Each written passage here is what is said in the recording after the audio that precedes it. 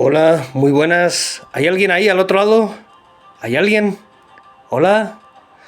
Hola, soy Rodolfo Gómez, el primo de Cristóbal Colón. ¿Sabéis quién es, verdad? Y estoy muy perdido. No sé dónde me encuentro, no sé dónde me hallo, me he perdido. Ay, estoy aquí en un rincón secreto. No sé por qué ha aparecido aquí. Nuestro barco encalló hace un par de semanas, cuando estábamos frente a las costas del Mar Caribe. Y desde entonces he hecho un largo periplo por diferentes sitios. He estado en Navaluenga, he estado en Guadalajara. Allí he conocido a gente muy extraña. No me hallo en este siglo. No sé en qué siglo estamos. Alguien me dijo que era el siglo XXI, pero no lo sé. Yo vengo del siglo XVI y de repente me encuentro gente muy rara. Caballeros con el pelo corto, incluso con la cabeza rapada, con el calor que se pasan con estas melenas que a veces me dan ganas de cortármela, pero las costumbres del siglo XVI imperan. Y también con mujeres con vestidos muy extraños, ropa muy rara, muy guapas, eso sí, pero muy raras en cuanto a la vestimenta. Era un siglo muy raro, los niños hacían preguntas, eran muy curiosos, querían saber de todo. Pero tengo que volver, tengo que volver. Lo último que recuerdo fue que nuestro barco encalló. Y desde entonces no recuerdo nada. Solo recuerdo que todo se volvió oscuro. Y aparecí en este siglo, que algunos dicen que es el siglo XXI. En sitios muy extraños en los que jamás había estado. ¡Ay! Tengo que volver. Tengo que volver a ayudar a mi primo, a Cristóbal Colón. Lo último que recuerdo es que frente a una isla estábamos luchando contra un titán. De repente en las aguas emergió un titán y teníamos que enfrentarnos a él. ¡Oh! Los marineros estaban asustados. La tripulación pedía a Cristóbal Colón que por favor nos fuéramos de allí, que no íbamos a poder contra ese titán. Pero ¿quién le dice a mi primo algo con el carácter que tiene? Él, que ha llegado a una nueva tierra, que ha conocido lugares inmensos, toda la tripulación le apoyaba, incluso los hermanos Pinzones. Pero de repente, ese titán que apareció, que emergió en esa isla, nos complicó todo.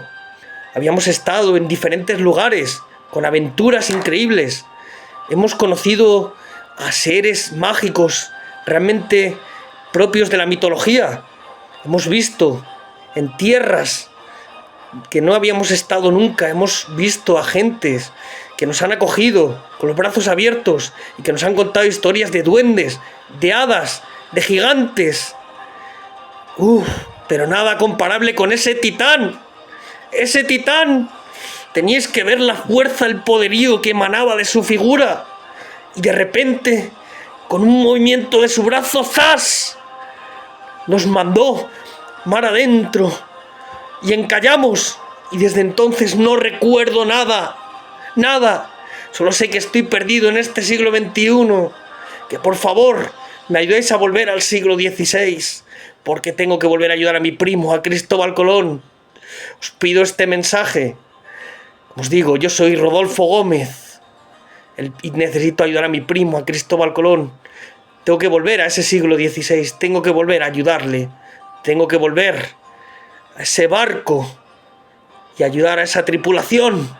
Tenemos que seguir haciendo grandes cosas. Aunque antes de volver, os contaré una historia maravillosa. Según íbamos en el barco, paramos en un territorio, en una isla, también en el océano Atlántico, algunos llaman el océano Atlántico, y allí descubrimos un mundo lleno de aventuras. Realmente parecía irreal.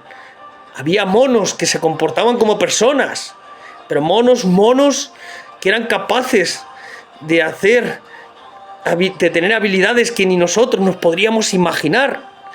Eran monos que realmente parecía como si fueran a ser parte de la tripulación, porque sabían amarrar las cuerdas, sabían partir las frutas con una habilidad tremenda.